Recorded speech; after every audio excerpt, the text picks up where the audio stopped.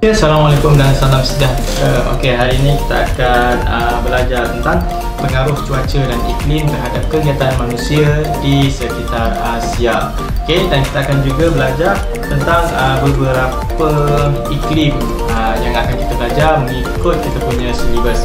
Okey, yang pertama tuan-tuan dan puan-puan sekalian, sebelum tu kita akan buat dulu kita punya peta mindas. Kita lukis macam ni. Okey, jadi awak semua boleh tengok di skrin TV ni.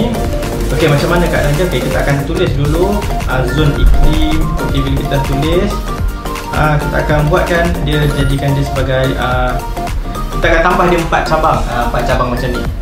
Okey, bila kita dah tambah 4 cabang ni, kita akan tulis setiap zon iklim. Ada 4 yang akan kita belajar. Okey, tengok sini, kita ada zon sejuk, sejuk sederhana, panas sederhana dan juga panas.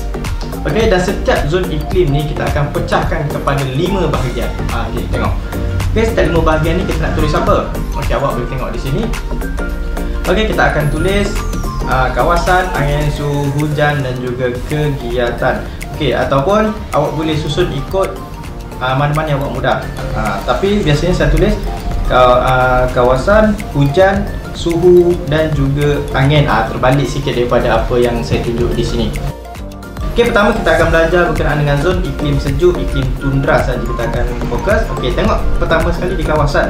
Di kawasan ni adalah di sepanjang pantai utara Asia, terutama pantai utara Siberia yang terletak di lingkungan garisan Arktik. Awak tengok di skrin sana tu. Di kawasan-kawasan situ. Okey, seterusnya kita bersama wartawan kita di sana, kita tengok macam mana keadaan di sana. Okey, sebab kita ada wartawan yang meninjau kawasan tu. Okey. Okey, di sini dipenuhi dengan salji. Okey, macam awak boleh tengok semua ni. Jadi macam inilah keadaan di kawasan Rusia Utara. Okey, jadi macam itulah keadaan di sana, memang sejuk, salji. Okey, kita dah selesai bahagian kawasan. Okey, seterusnya kita akan tengok pula okey, macam mana pula hujan di sana. Okey, di sana mereka menerima kerpasan tahunan yang sedikit, iaitu antara 200mm hingga 300mm sahaja. Okey, kebanyakan turun pada musim panas dan dalam bentuk hujan perolakan. Okey, kerpasan tu apa? Awak tengok di bawah. Okey, kerpasan tu adalah hujan, macam hujan batu, salji. Okey, yang terhasil daripada pengeluapan. Okey, macam air diserap naik atas, lepas tu dia turun semula. Okey, itu adalah kerpasan. Okey, seterusnya kita akan tengok pula keadaan suhu. Okey, manakala min suhu tahunan di kawasan tu adalah negatif 14 darjah Celsius, lebih sejuk daripada teh ais. Okey, suhu musim panas jangka pendek saja, iaitu bulan 5 sehingga bulan 8. Okey, dan sederhana sejuk kurang daripada 10 darjah Celsius. Sejuk juga tu. Okey, manakala suhu musim sejuk dia panjang, selama 8 bulan. Okey, dengan keadaan yang sangat sejuk, antara negatif 32 darjah Celsius hingga negatif 5 darjah Celsius. Sejuk betul tu. Okey, dan juga suhu tahunan dia adalah 42 darjah Celsius. Okey. Okey, dan seterusnya kita akan masuk terus ke bahagian angin. Okey, di sana angin baratan membawa hujan maksimum pada musim panas. Okey, dari bot salji tengok ni, okey, sering berlaku dan kelajuannya kira-kira 200 km sejam.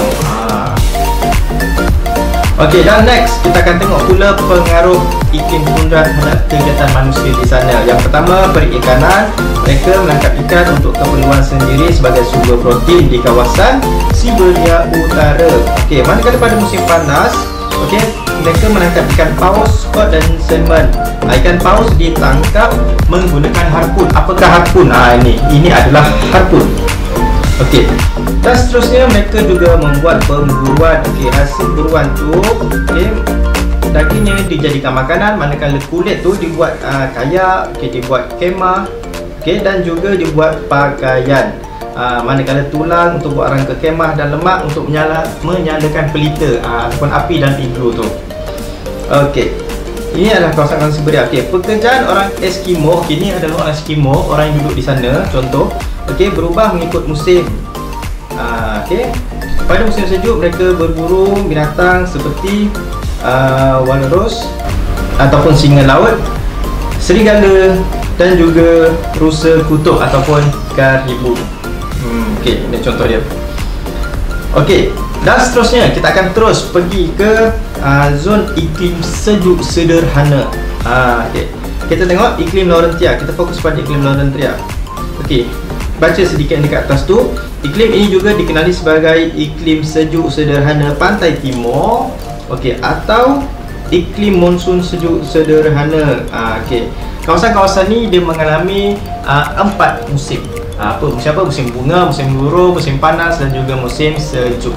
Okey, jadi kita akan terus study bahagian kawasan dia. Okey, kawasan dia berada di mana? Okey, tengok.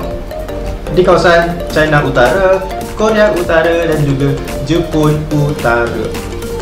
Okey. Dan kita akan tengok pula macam mana hujan di sana. Okey, hujan tahunan antara 500 mm hingga 1000 mm. Okey, hujan turun sepanjang tahun daripada Januari hingga Disember ada sahaja hujan. Okey, hujan lebih banyak pada musim panas dan salji turun pada musim sejuk. Okey, hujan maksimum dibawa oleh angin monsun tenggara pada musim panas. Okey. Okey, dan seterusnya kita akan tengok pula suhu di sana. Okey, suhu tahunan adalah 9 darjah Celsius hingga 17 darjah Celsius. Suhu musim panas, sederhana panas dan juga singkat sekejap. Okey, antara 21 darjah Celsius hingga 26 darjah Celsius. Okey, manakala suhu musim sejuk sangat sejuk dan musim sejuk dia panjang. Okey. Dan juga kering, iaitu kira-kira negatif 6 darjah Celsius hingga 10 darjah Celsius. Jurat suhu tahunan ada 20 darjah Celsius hingga 30 darjah Celsius. Okey, baik, seterusnya kita akan tengok wartawan di sana, bagaimana keadaan cuaca di sana. Okey, sekarang kita berada di kawasan utara Jepun. Okey, di sini cuaca di sini tak berapa panas dan tak berapa sejuk. Awak boleh pakai jaket tebal atau awak boleh je pakai t-shirt biasa. Cuaca di sini orang kata ngam-ngam sui. Okey, ngam-ngam sui katanya. Okey, dan next kita akan terus tadi berkenaan angin. Okey, angin di sana, tengok sini, angin arus sejuk merendahkan suhu di pantai Jepun, China, Korea Utara dan juga Siberia. Okey, manakala musim dingin adalah kering kerana angin monsun barat laut bertiup daripada darat. Okey, dan seterusnya kita akan tengok pula apakah pengaruh iklim Laurentia terhadap kegiatan manusia di sana. Okey, yang pertama sekali kita tengok kegiatan pertanian. Bagaimana yang mereka ni mengeluarkan makanan untuk penduduk setempat dan lokasi dia adalah Hokkaido, Jepun. Okey, dataran Manchuria, China dan juga Korea Utara. Okey, kita tengok apakah pengaruh iklim di sana. Okey, suhu musim panas yang sederhana iaitu 20 darjah Celsius dan suhu musim sejuk 10 darjah Celsius sesuai untuk penanaman. Okey, penanaman apa? Penanaman gandum. Jawab nanti penanaman gandum, kentang, sayur-sayuran dan juga buah-buahan. Okey. Jumlah hujan tahunan kira-kira 1000 mm menggalakkan lagi pertumbuhan tanaman mereka. Okey, seterusnya kita tengok pula kegiatan perikanan mereka. Okey, mereka menangkap ikan untuk pasaran tempatan dan juga luar negara. Mereka lakukannya di sepanjang pantai negara Jepun. Pelabuhan utama mereka adalah di Hakodate, Wakanai dan juga Kushiro. Okey, pantai Jepun ni terletak di persimpangan arus Kurashio dan arus sejuk Oyashio yang mengalahkan pertumbuhan plankton. Ni gambar plankton ni nampak. Okey. Laut di sekeliling dan perikanan dijalankan pada musim bunga dan juga musim panas. Okey, seterusnya kita akan study berkenaan dengan zon iklim panas sederhana. Okey, iklim China kita akan fokus dan tengok iklim China ni juga dikenali sebagai iklim monsun panas sederhana atau iklim panas sederhana pantai timur. Okey, kawasan-kawasan ni juga akan mengalami 4 musim, iaitu musim bunga, musim panas, musim luruh dan juga musim sejuk. Okey, kita akan tengok dulu kawasan yang mana terlibat. Okey, kawasan China Tengah dan juga China Selatan. Okey, Korea Selatan, Jepun Selatan dan juga Taiwan Utara. Tengok di situ. Okey, Dan kita akan tengok pula hujan dia. Okay, hujan tahunan antara 508 mm sehingga 1520 mm. Kebanyakan hujan turun dalam bentuk hujan siklon. Okay, hujan siklon ni apa? Awak baca di bawah ni. Okey, hujan yang disebabkan oleh udara panas yang lembap bergerak ke kawasan udara yang lebih sejuk. Itu adalah hujan siklon. Okey. Seterusnya kita akan tengok pula suhu di sana. Okey, min suhu tahunan adalah 15 darjah Celsius. Suhu musim panas, sederhana panas, 28 darjah Celsius daripada bulan 5 hingga bulan 9. Okey, suhu musim sejuk pula, sederhana sejuk dan kering dengan suhu 5 darjah Celsius bulan 10 hingga bulan 4, dan bulan suhu tahunan melebihi 25 darjah Celsius. Okey, kita akan terus pula dengan angin. Okey, angin monsun tenggara bertiup ke kawasan tekanan rendah pada musim panas dan bawa sekali beserta hujan lebat.